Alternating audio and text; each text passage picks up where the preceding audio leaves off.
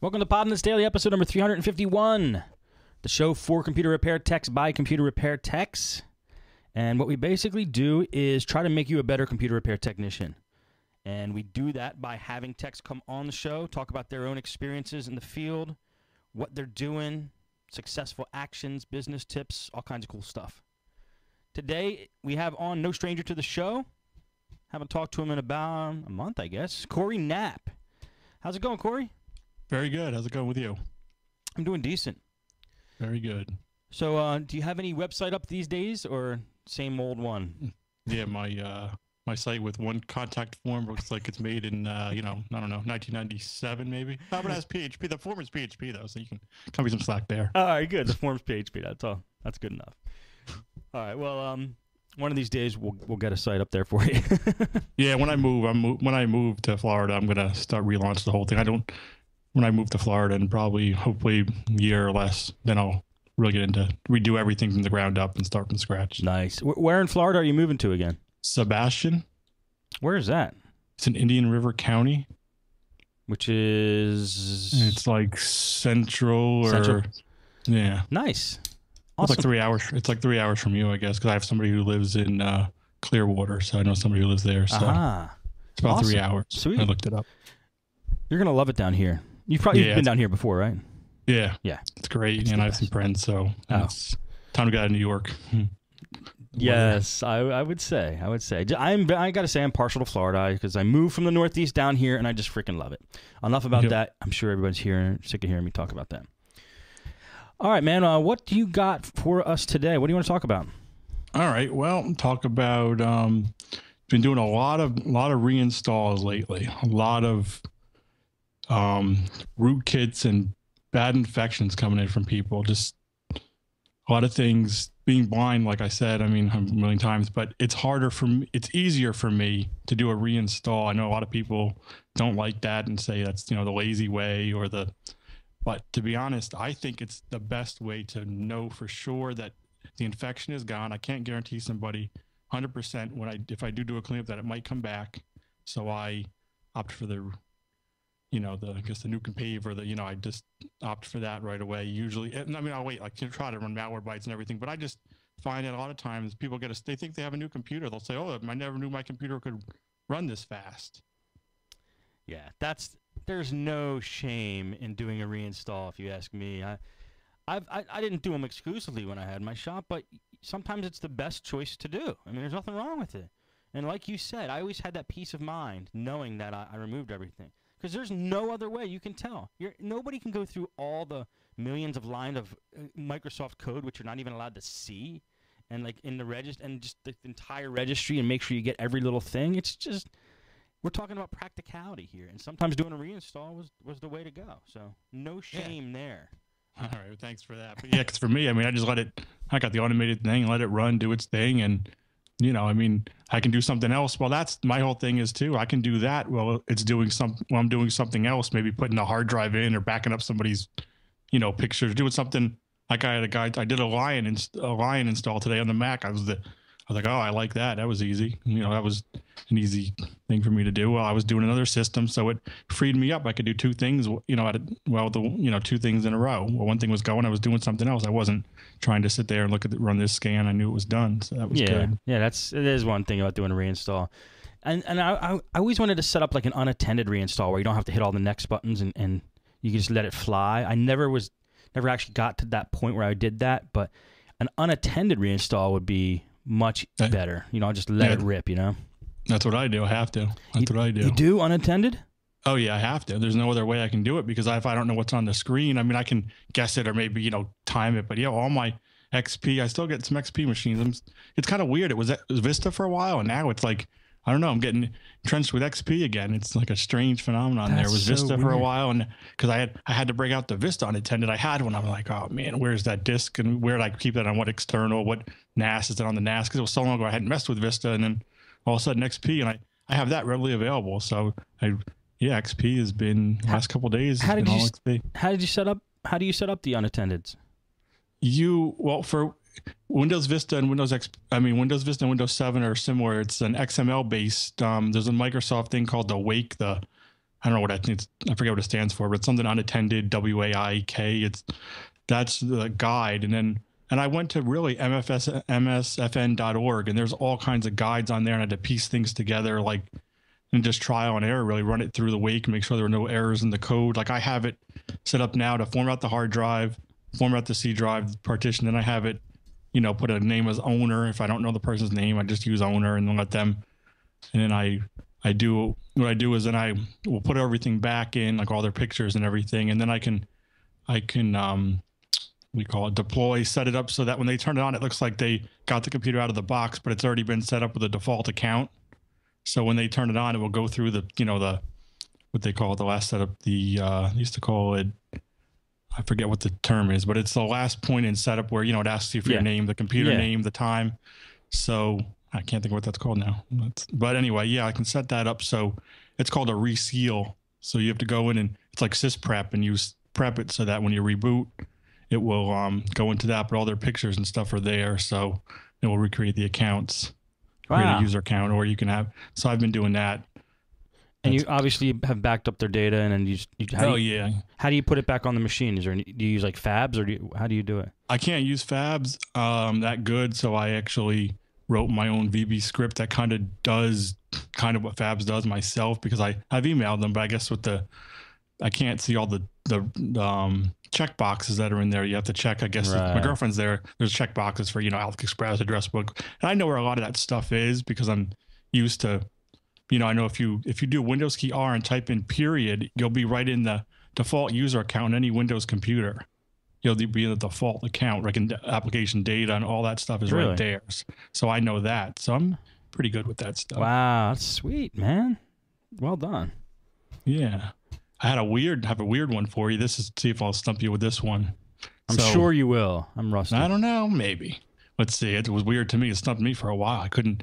So the person brings me a computer and they say, every time I have a USB device, it plugged in, whether it's, a printer or, I don't know, not the keyboard and the mouse, but a printer or a USB hard drive, computer never boots. So I'm like, well, maybe in the boot device, maybe somehow in the boot, it's set to boot from USB first or something weird. So go in there. No, that's fine. So keep looking around, reset the BIOS, get down with the latest. It was a gigabyte board. It was, the computer's probably 2 years old. It was a, Intel dual core, one of the dual cores. It was it doesn't really matter, but I forget what the board. It was a pretty new machine, had Windows 7 on it. So I'm like, okay, that's weird. Somebody else built it. So I was like, okay. So I redid fixed all the wires up because they were just like thrown in there. It was all like, we didn't know what they were doing or whatever. So then I'm, okay, so thinking, what could this be? And just for the heck of it, wait. Do I get a chance to guess? Yeah. Oh, yeah. Sorry, I forgot. I'm getting my story. So it doesn't boot at all when there's something plugged in? Yep, to the USB printer, scanner, hard drive. It just won't. It won't boot. It doesn't. It just sits there It just sits there, and DMI pool data just sits there. It's a bad USB port. Nope. Oh, that I don't know. It's the weirdest thing ever, and I didn't believe it. I had the bad SATA cable. No, really? I'm not kidding you. I'm not kidding you. I couldn't. I'm just trying anything at this point. I'm like, well, I don't know. I had nothing to lose. I'm like, well, let me take this SATA cable out. I have a locking SATA cable here. It's one of these older SATA cables. So let me try it. And then it was a weird. I would have never. If somebody would have asked me that, I would have been like, bad USB, bad header on the board. I was thinking, maybe, but it worked. It was weird. When you plug things in and Windows was up, it was fine on that port. That's why I was. Oh, I got you. Yeah. So a bad SATA cable not even on that.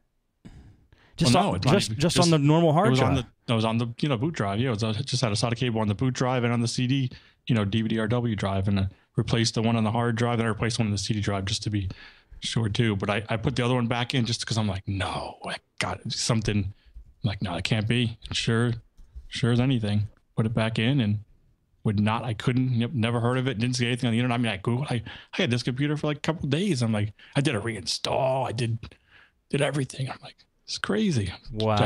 I tried a different hard drive. I mean, I even swapped out like all kinds of them. I mean, I did all kinds. I had this computer for like 3 or 4 days, couple of days. I was like, this is stumping me. And stupid SATA cable. I would have known that. Well, the reinstall is fine, but I would have known that to begin with. I would have never thought that. That is amazing. So when you even put the cable back in, it did it. It did it. It did it. Yep. Wow. Interesting. Yeah, it's very strange. That is crazy. I would have never guessed it. You're lucky you found that. There's no logical reason to check the SATA cable in that case. No, I just felt it, and it felt like it was kind of, it was one of the older ones. I like the lockable ones, so I'm just kind of partial. And I just was like, well, I was just kind of like messing around. I'm like, let me just put a new SATA cable in here. Not thinking that was it. Just I was going to do that for the person. Then he just was thinking, well, I got a lockable one, nicer cable, fits on there better. It was kind of loose on the drive. Felt kind of, so I was like, well, it's very odd. Awesome, man. That is a good story. I don't know if that I don't know if that will help anyone because I cannot imagine. I know it might have been pointless to tell. No. I mean, it was definitely entertaining to hear, but I'm just saying, like, I don't think that would ever has ever happened to me. I don't think it'll ever happen again. It's probably just one of those. But I think I'll try just for the heck of it. Sometimes if something weird happens on one of my things, I'll just say, yeah, well. Yeah, exactly. It's one of those like Hail Mary passes. Yeah, exactly. Good one. I like it. Let's see what else that's going on. Backing up people. So another story here with a guy said to the guy, "You're backing up?" He's like, "Yeah, I'm backing up. I got a hard drive." I'm thinking, "Oh, good." He's like, "Yeah, I got a Western Digital. I got Western Digital 2 TB drive. Yeah, I'm backing up." I said, "Oh, great," because his computer was infected. So I'm thinking, "Oh, no problem. He's backed up." It's like the hard drive. Yeah, it has nothing on it. It's blank. Are you serious?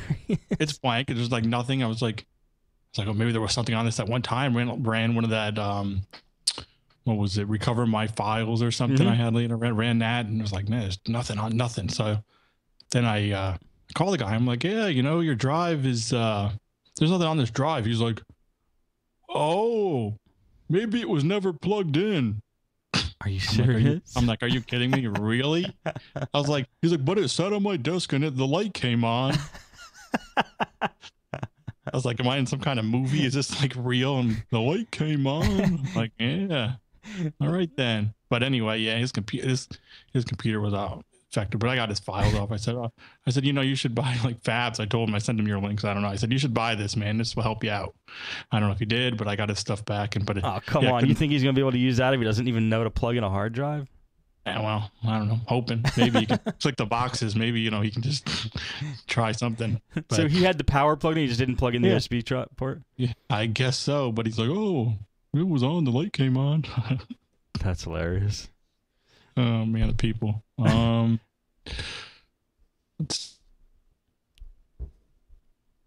did I lose you, Corey? Lost Corey. Damn.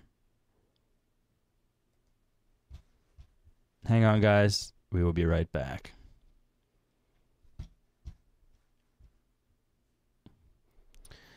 Am I still broadcasting? Can you guys hear me there in the chat? I think I am.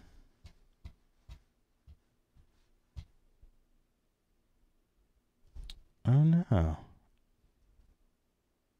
It's me. It wasn't Corey. Not good.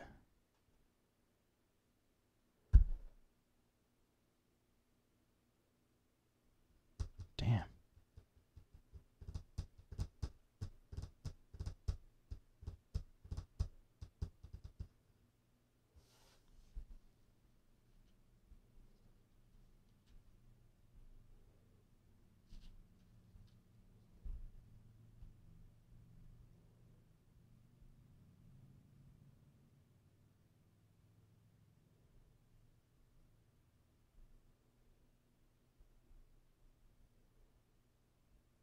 That's weird, guys. I don't know why that's happening. Damn it.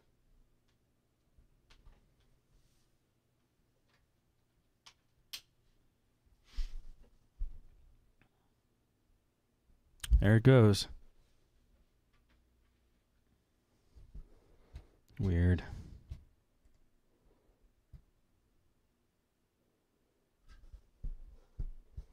All right, I'm back online now. Corey's not online.